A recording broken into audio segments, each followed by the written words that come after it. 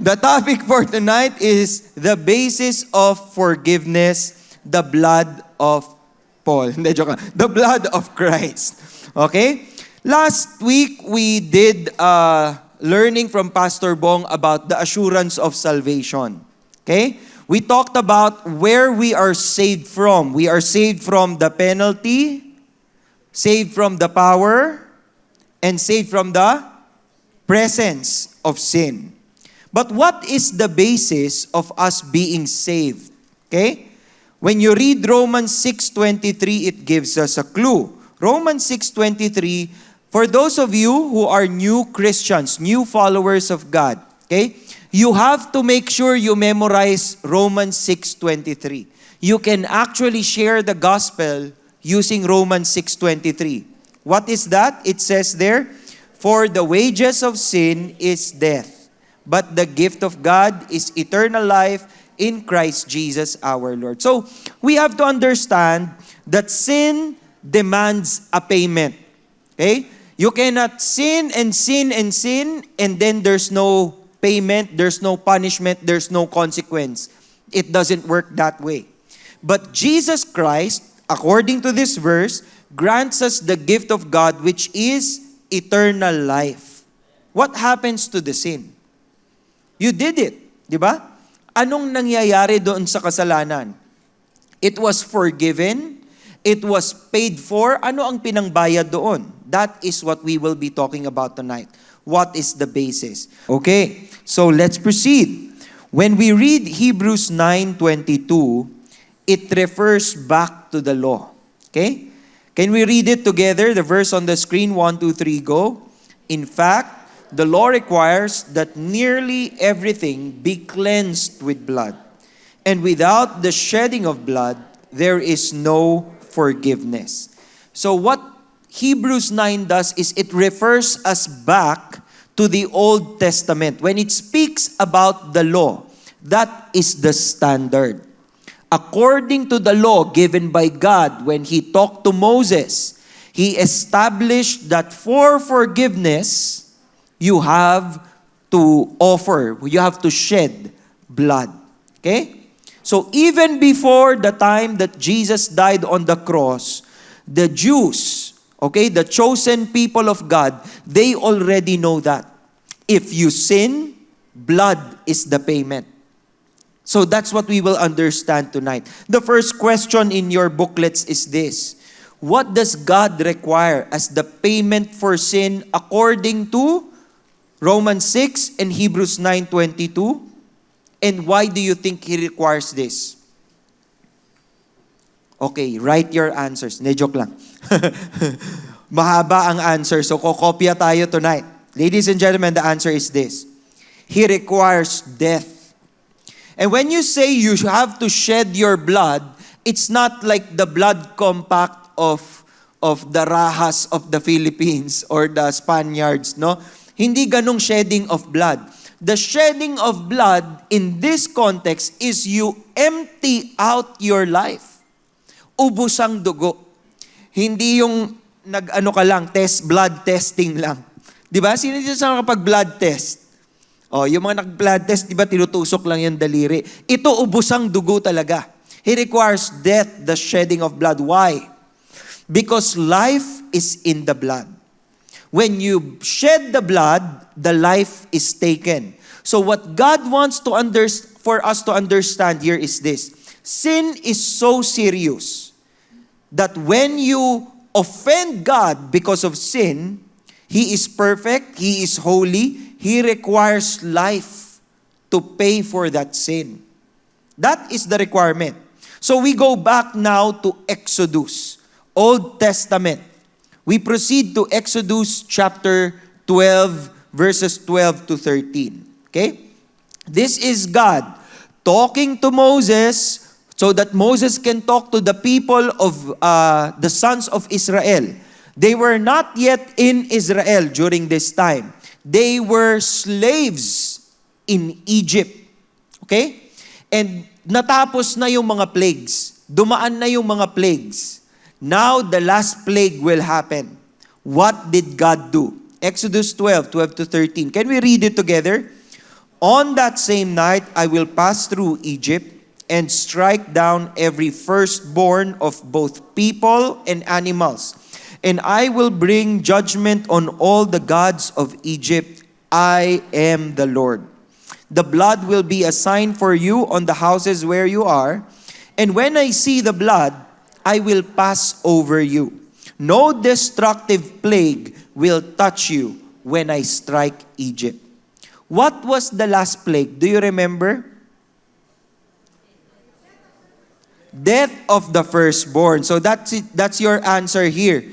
God was going to strike down and kill all of the firstborn of both beast and man in Egypt. So what does Israel or the sons of Israel, what do they have to do in order to be exempted? Anong dapat nilang gawin? Let's read Exodus 12:3 and 5. It says there, tell the whole community of Israel that on the 10th day of this month, each man is to take a lamb for his family, one lamb for each household.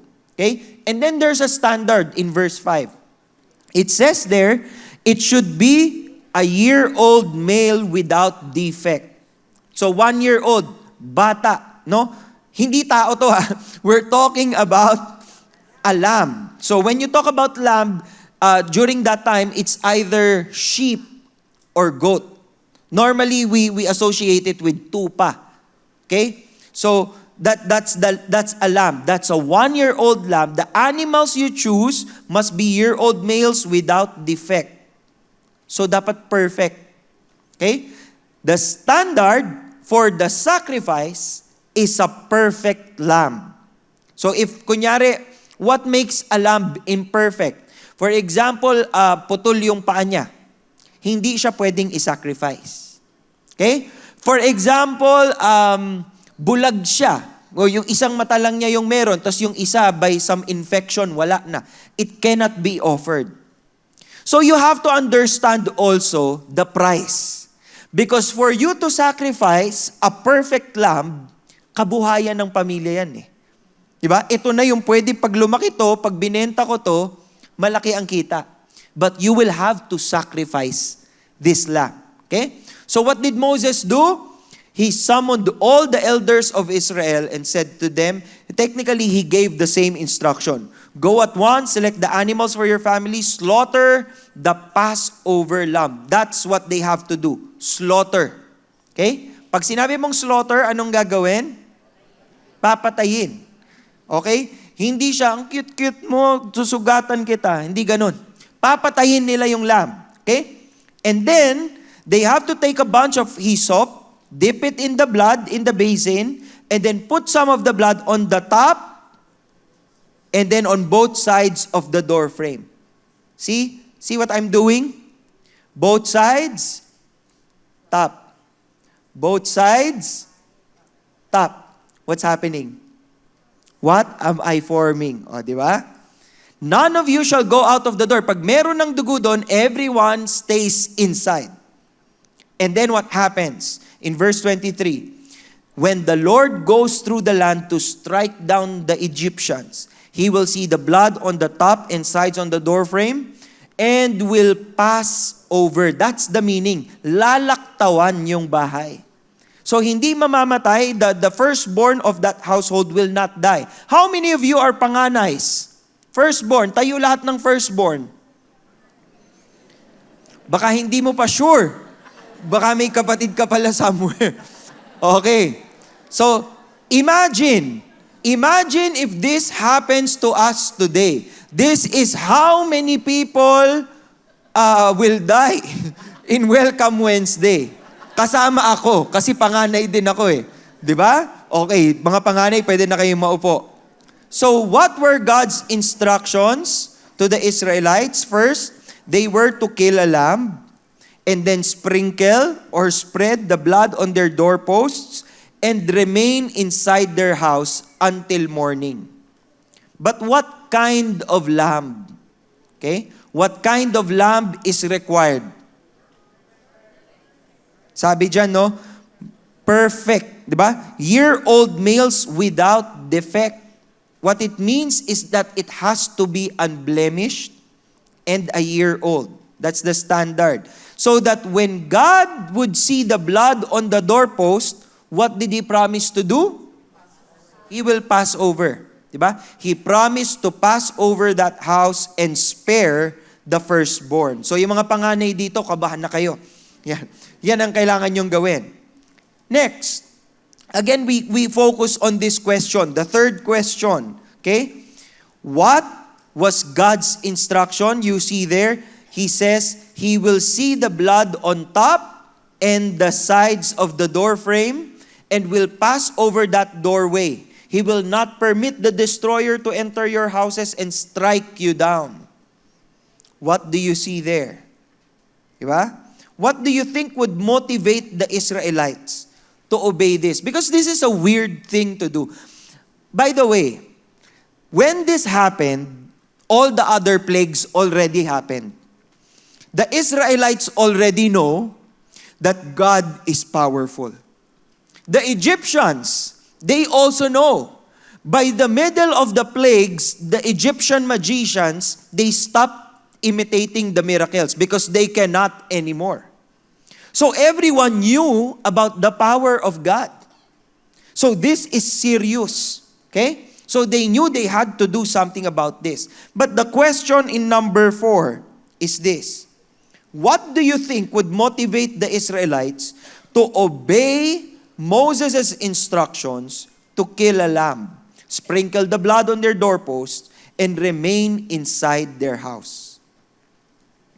Ladies and gentlemen, this is one of the first times that the Israel people, hindi pa natin sila matawag na Israelites because wala pang nation of Israel.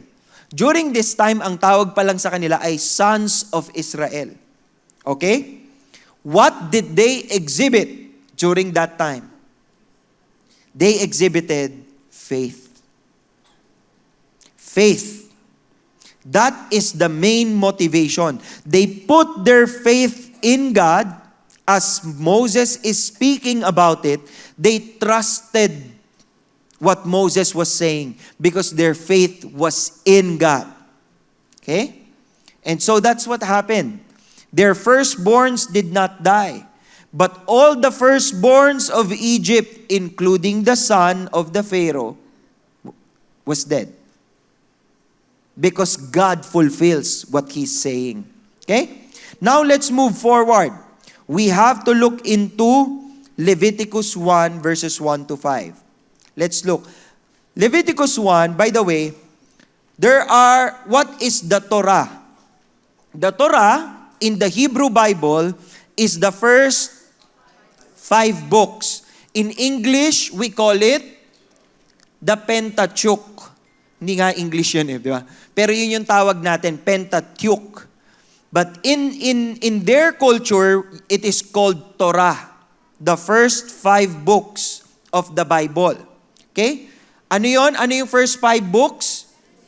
Genesis, Exodus, Leviticus, Numbers, Deuteronomy. In Hebrew, that is Bereshit, Shemot, Wayikra. Yun. Bakit natin sinasabi yon? Para malaman ninyo that in Hebrew, the title of the book is the first line. Kunyari, Bereshit. Pag tinranslate mo yung Bereshit, what is that? In the beginning. Because that's the first line of Genesis. Exodus, Shemot. Because that is the first line or the first words in the Exodus book. In Leviticus, it is called Wayikra in the Torah or in the Hebrew Bible. Why Wayikra? Because the first line is, then He called. Then God called. Translated to Hebrew, that is Wayikra. Okay? God called Moses, and what did God tell Moses? Speak to the Israelites and say to them, when anyone among you brings an offering to the Lord, bring as your offering an animal from either the herd or the flock. It can be, pag sinabing herd, these are the bulls.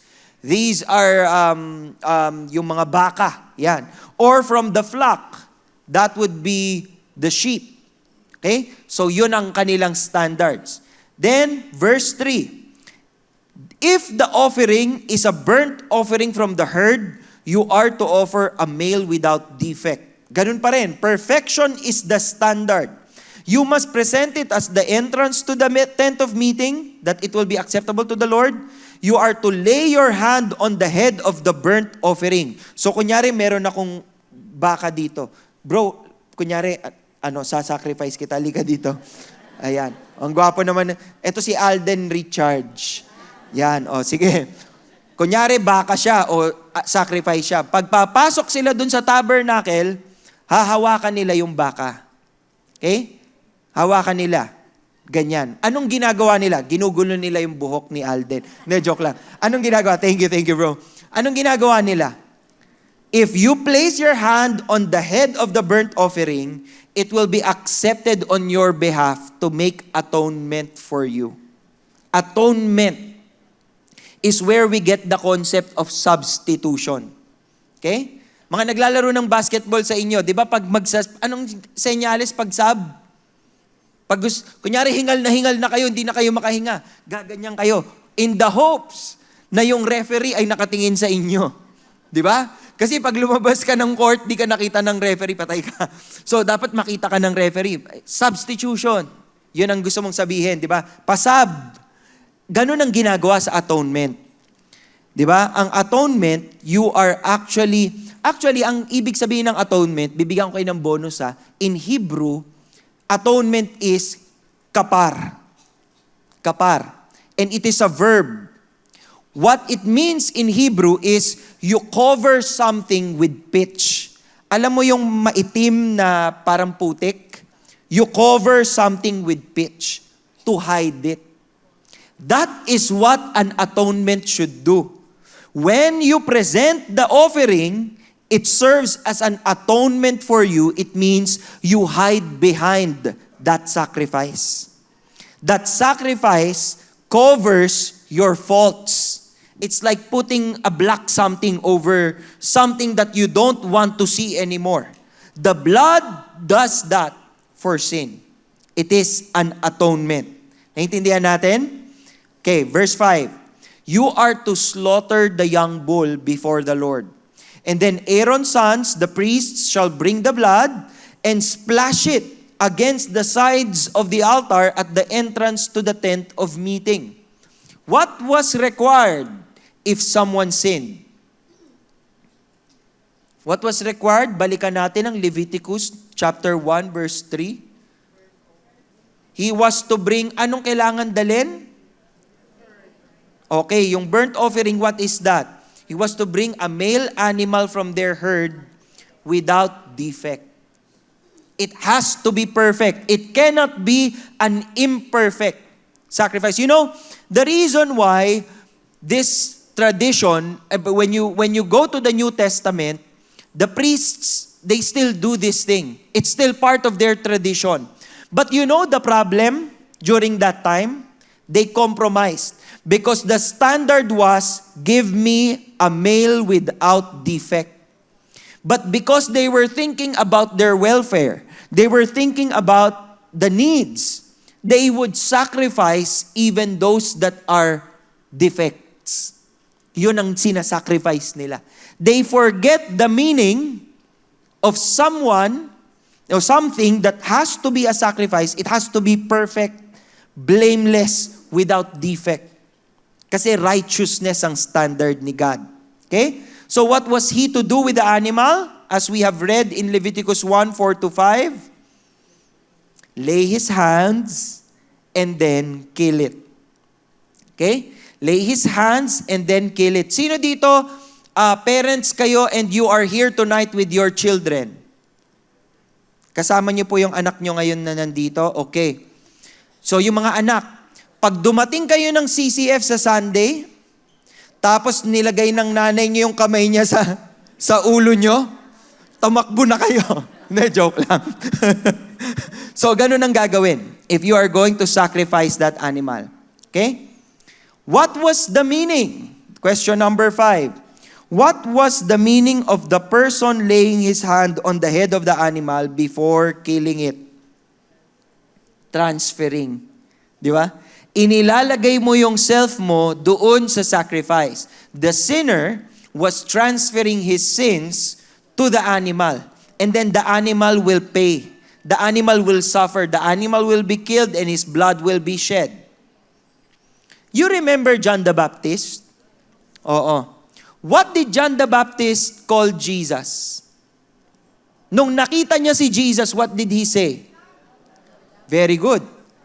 Behold, the Lamb of God. And what was the mission?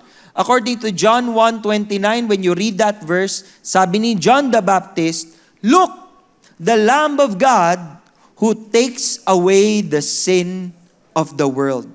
What was the mission of Jesus as the Lamb of God? To take away the sins of the world. He is the final atonement. Kaya ngayon, here in CCF, we don't have a venue here where you will sacrifice the cattle or the beef. Meron tayong shawarma dito, pero wala na tayong sacrifice dyan sa labas. Why? Because Jesus did that for us. Okay? How is Jesus described? Question number 7. We have to read 1 Peter chapter 1, 18 to 19. Okay? Can we read it together? 1, 2, 3, go. For you know that it was not with perishable things, such as silver or gold, that you were redeemed from the empty way of life handed down to you from your ancestors, but with the precious blood of Christ, a lamb without blemish or defect. That is the concept that Peter was presenting in his letter. So how is Jesus described here? A lamb without blemish. Is Jesus perfect? Yes. Is Jesus human? Yes. Oh, parang nagkalituhan na kayo. Jesus is 100% human and 100% God. Okay? That's something that you have to remember. Kasi pag sinabi nyong, human pala siya how can He sacrifice? Because the Bible also says, all have sinned and fall short. But Jesus did not. He did not sin. So He is a lamb without blemish. And how are we redeemed? By the precious blood of Christ. We need someone perfect. We cannot crucify or Pastor Peter or Pastor Bong, they cannot die for us even if they're pastors. Di ba? Why?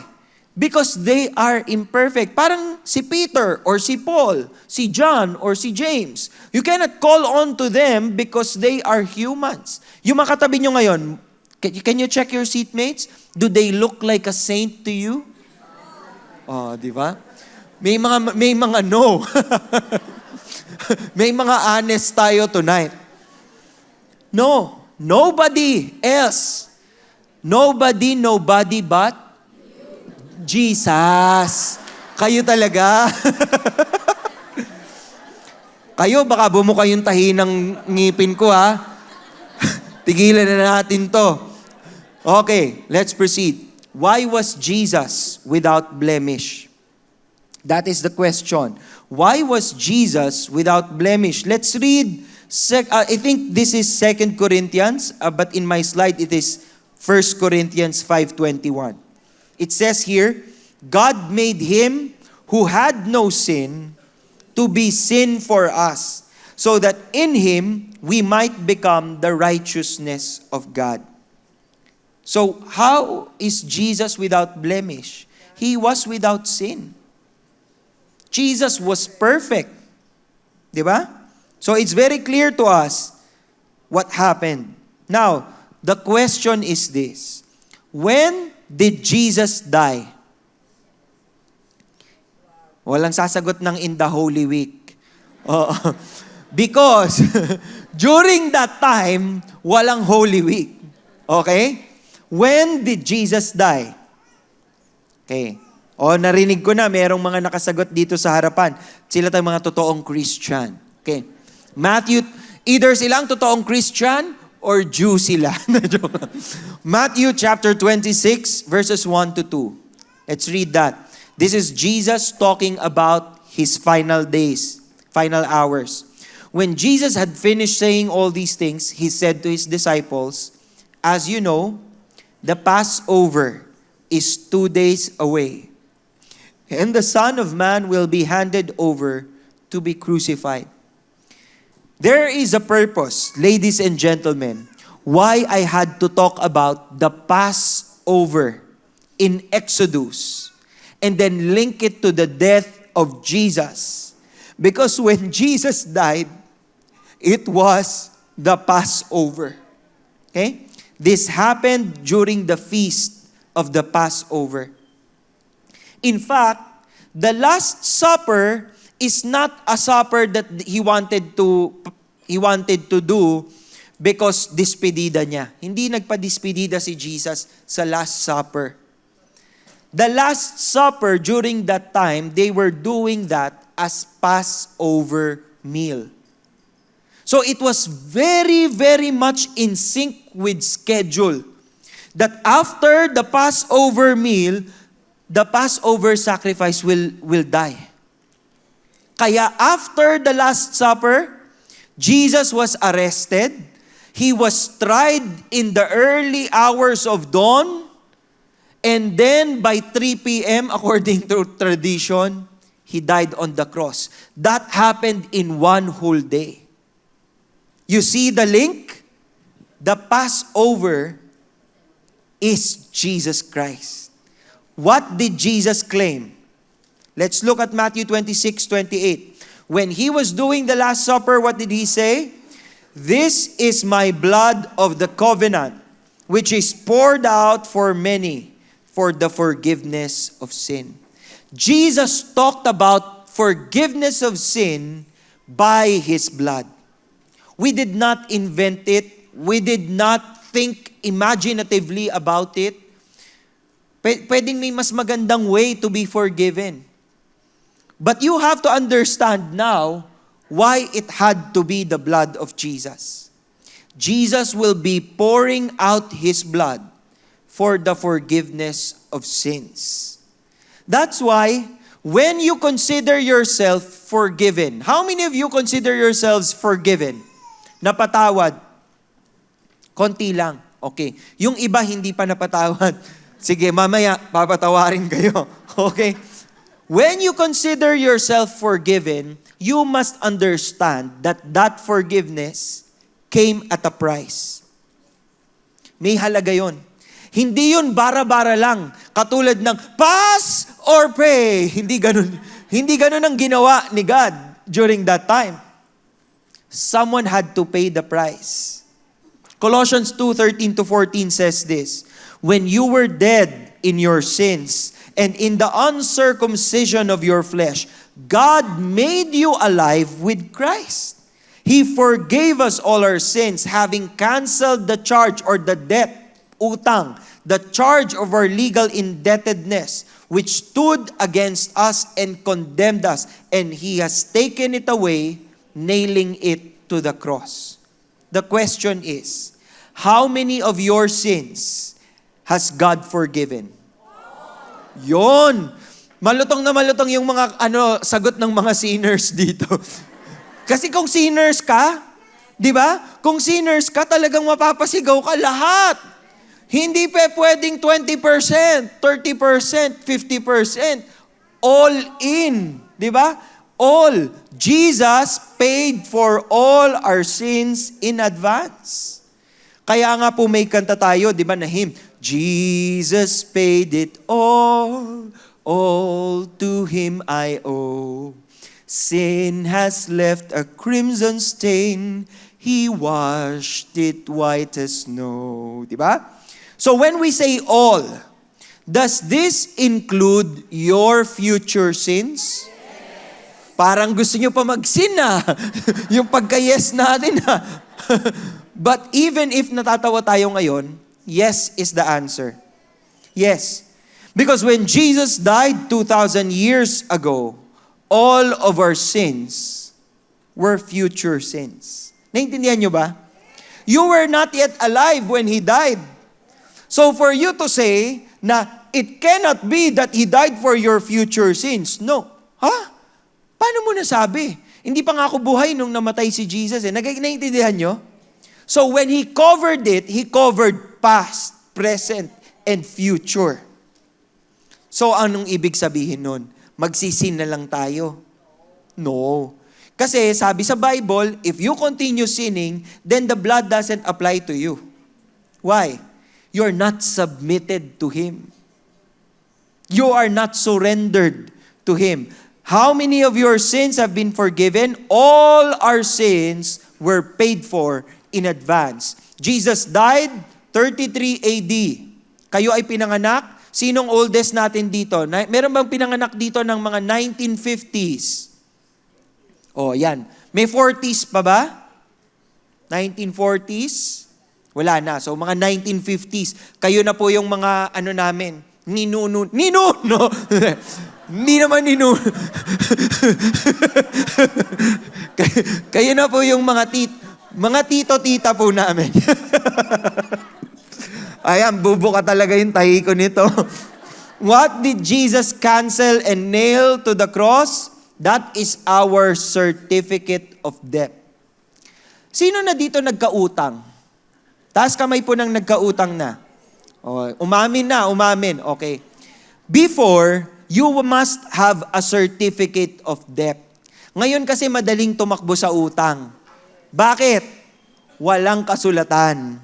Di ba? Pautang naman dyan, bigay ka naman agad. Tapos pag maniningil ka na, ha? Umutang ba ako? Oo. Noon, nung unang panahon, ang mga utang may certificate. Ibig sabihin may kasunduan tayo.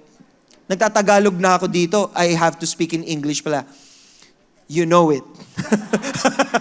So, before, in the land before time, ano bang English nun? So, you have to have certificate of debt. There. Okay. Now, let's proceed. Hebrews 10 to 14. Verse 10 muna tayo. And by that will, we have been made holy through the sacrifice of the body of Jesus Christ, once for all. Day after day, every priest stands and performs his religious duties. Again and again, he offers the same sacrifices, which can never take away sins.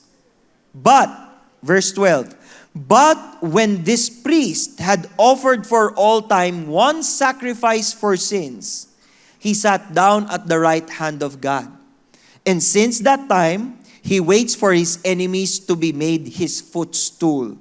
For by one sacrifice, he has made perfect forever those who are being made holy. Because perfect is the sacrifice of Jesus on the cross. It was worthy enough. It was acceptable to God. Then it is worthy of our forgiveness. How many times did Jesus have to die to offer His body as sacrifice? To pay for our sins. Once. Okay, so pag kayo po ay namamanata pa rin hanggang ngayon, at every Holy Week, and nagpapapako po kayo, that doesn't pay. I know it is an act of devotion. I respect it. You know, I know that it is of passion and love for God. But for you, human being, to sacrifice yourself on the cross, what weight does your blood hold? Sige nga, may silbi ba yung dugo mo? Wala. Kasi, if Jesus has the perfect blood, ano tayo? Makasalanan tayo. Dito talaga may real talk dito. Makasalanan tayong lahat. Walang pwedeng mamatay sa atin for akong magsasakripisyo para mapatawad na kayong lahat. Sino ka? Di ba? Nakikipag-inuman ka lang dito kagabi Di ba? Parang ganun po ang concept doon. Kaya walang ibang pwedeng mamatay for us. It's only Jesus Christ who died once for all. How is the practice of priests compared with that of Christ? Because the priests, they will continue with the sacrifice. continue doing all these things, talagang faithfully doing all these things, the priests offer the same sacrifice time after time, but it can never take away sins. Jesus Christ offered only one sacrifice for all time. Naiintindihan ninyo? When the priests sacrifice a baka, okay? They killed a cow, a cattle. They killed it. They sacrificed it. Was there a way out of sin? May forgiveness, kasi may shedding of blood. But after their sacrifice, they will still be living a life of sin. Bakit? Because the blood of the sacrifice, of the cattle, of the lamb, is not enough to pay and exempt us from our sins. That's why they will have to do it over and over and over again and again and again. Jesus did it only once. So how many times did Jesus have to die, offer His body as a sacrifice for all our sins? Once lang. So after Christ's sacrifice, what happened? What happened to Jesus when He sacrificed Himself on the cross? According to those verses in Hebrews, and later on in Hebrews chapter 12, He sits at the right hand of the throne of God. Jesus sat down at the right hand of God to signify that He had already finished His work. That is why we have tetelestai. Tetelestai is, it is finished.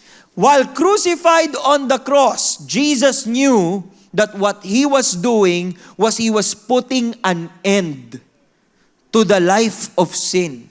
Because on His death on the cross, He pays for all past, present, and future sins. Jesus sat down at the right hand of God to signify He had already finished His work. Therefore, Hebrews 10, 19 to 21. Therefore, brothers and sisters, since we have confidence to enter the most holy place by the blood of Jesus, by a new and living way opened for us through the curtain, that is His body. And since we have a great priest over the house of God, who is this great priest? Si Jesus. Let us draw near to God with a sincere heart. That is the first command here. You have to draw near to God with a sincere heart, with the full assurance that faith brings. We talked about the assurance of salvation last Wednesday, right? You bring it with you as you approach God. Having our hearts sprinkled to cleanse us from a guilty conscience, having our bodies washed with pure waters, and what? Let us hold unswervingly. Unswervingly, yung parang talagang hindi ko kayo bumibitaw. Kahit gusto nyo nang bumitaw. Hindi kayo bibitaw to the hope that we profess, for He who promised is faithful. Verse 24 to 26, let's read it together. And let us consider how we may spur one another on toward love and good deeds, not giving up meeting together, as some are in the habit of doing, but encouraging one another, and all the more as you'd see the day approaching. Let's read verse 26. If we deliberately keep on sinning after we have received the knowledge of the truth, no sacrifice for sins is left. Nare-realize nyo po yung ibig sabihin nun? If you continue living in sin, doing all these sins, then you disregard the sacrifice that Jesus did. So, hindi sa inyo na-apply. Hindi kayo makakakanta ng thank you, Jesus, for the blood applied. Bakit? Kasi you're not really listening to the commandments of God.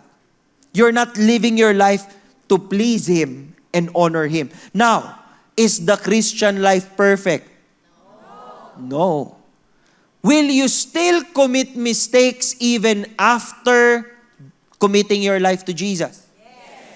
But because of the forgiveness that Jesus secured on the cross by His blood, you can come to God and confess your sins, and He will be faithful and just to forgive. Why? Because we're not coming to Him, Lord, forgive me. Ito po ang mga ginawa ko. It is not that way. What is the way? Lord, by the blood of Jesus Christ, by His sacrifice on the cross, I seek for your forgiveness. Cover me, atone me. Di ba yung ibig sabihin ng atonement, tatakpan kayo ng itim na putek para hindi kayo kita?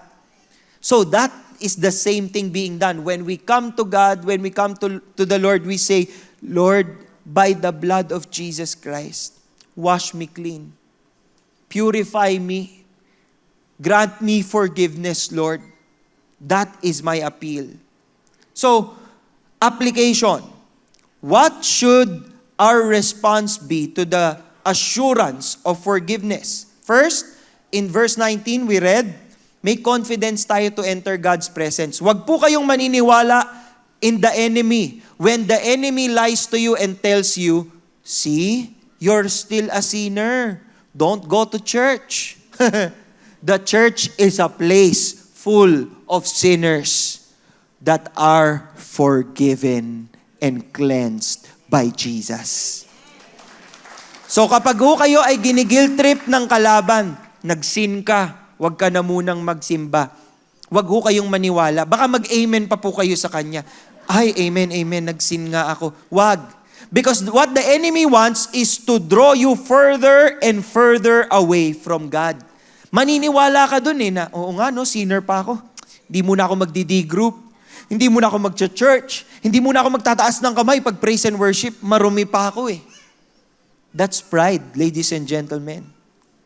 When you know you are in sin, you come to God. Because He's willing. Diba? If you confess your sins, He's faithful and just. Again, we are to draw near with a sincere heart in full assurance of faith.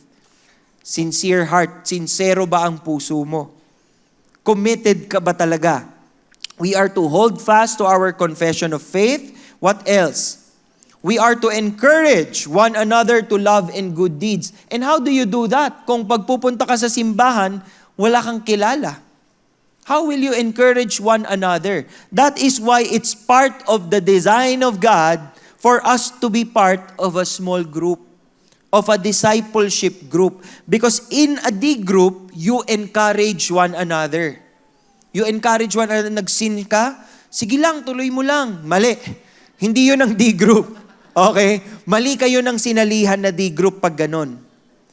D group is where when you confess your sins, your D group will tell you, we are fighting the same battles. Let's pick up our sword. Let's hold on to our shield.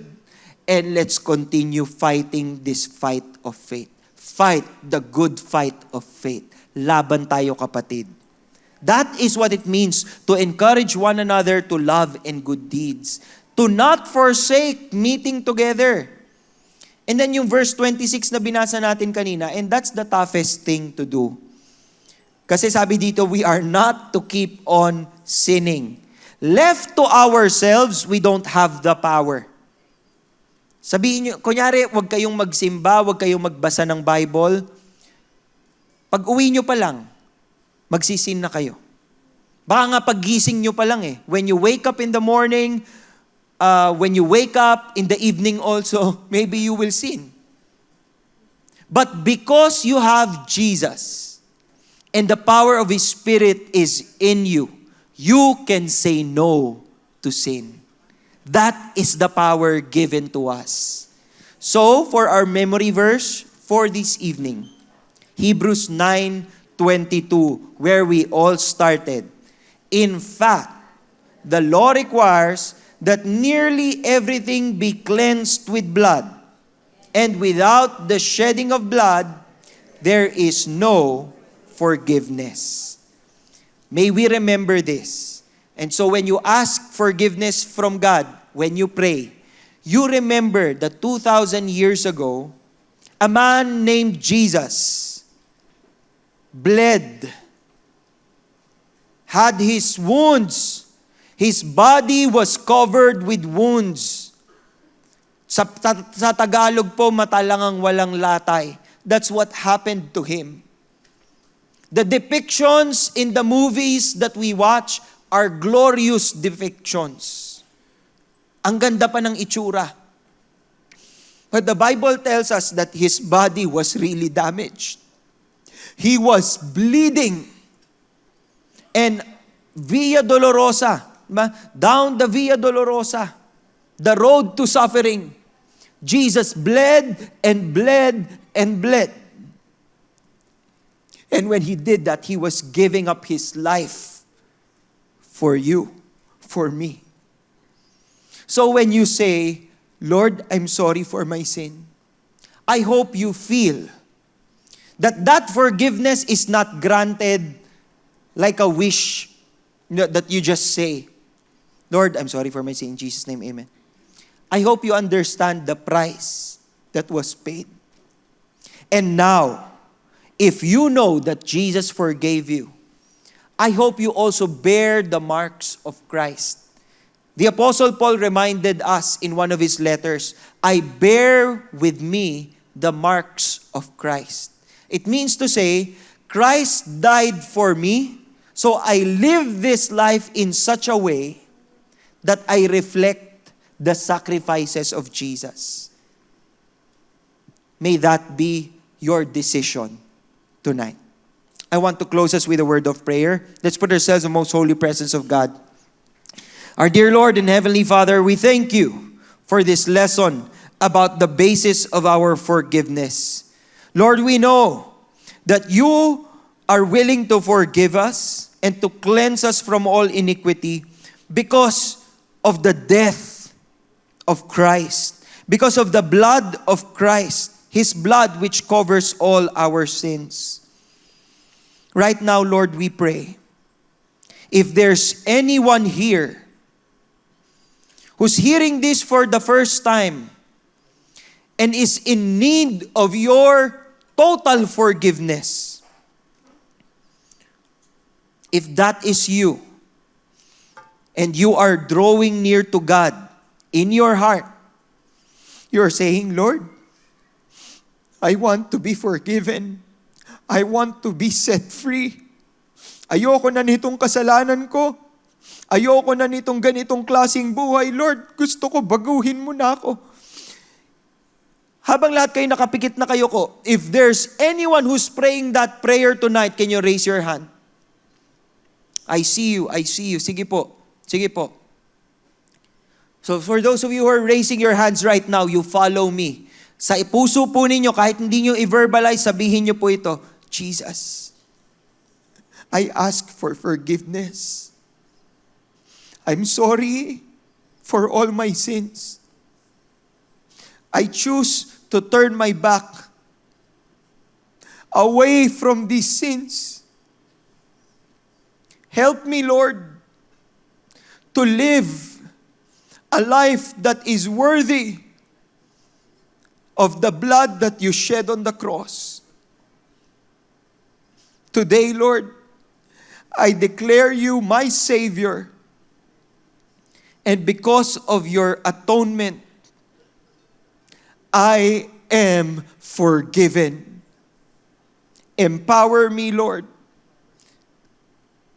Lord, this is our prayer, that you will empower all of us as we continue to live a life pleasing to you. In Jesus' name we pray, and all of God's people say, Amen and amen.